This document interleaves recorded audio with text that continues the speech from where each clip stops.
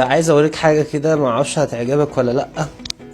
والدي كان بيشتغل زي ديزاينر كده، بس زمان كده في مجال التصوير. فكك من الكلام ده كله. فابويا كان معاه كاميرا لشغله، تمام. انا مش عارف، والدي جابها لي وكده عشان ابتدي اشتغل في الكلام ده يعني. فقال لي ايه، لو عايز تتعلم عليها اتعلم. فهي دلوقتي قديمة، انا اوريها لك.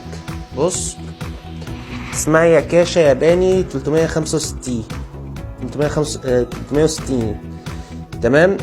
الكاميرا دي هي حلوة، بس المشكلة انها دلوقتي، بص استنى افتحها لك. بص، كاميرا جامدة جدا، الكاميرا جامدة. استنى بقى افكها لك. بص الجراب بتاعها حتى فخم. بص الكاميرا، انت مثلا عايز تشغلها. ده زمان كان في فيلم، ده في فيلم. بص دي، ده سرعة الفيلم. انت عايز تخليه سرعة ايه؟ كنت انت تحركه مش عارفة ايه. انا مش عارف اشرحها لك قوي، بس ودي البطارية بتاعت الكاميرا.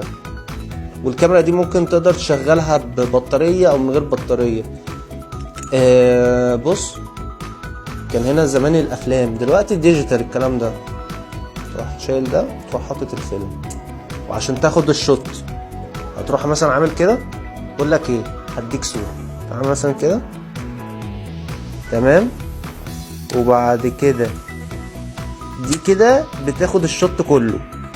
وبعد كده انت خدت الصورة، تمام. وبعد كده بقى عايز تعمل كده فوكس، حلو. عايز هنا بقى تشوف الاضاءة، تقلل الاضاءة، تقلل حدية الاضاءة، كل ده معاك.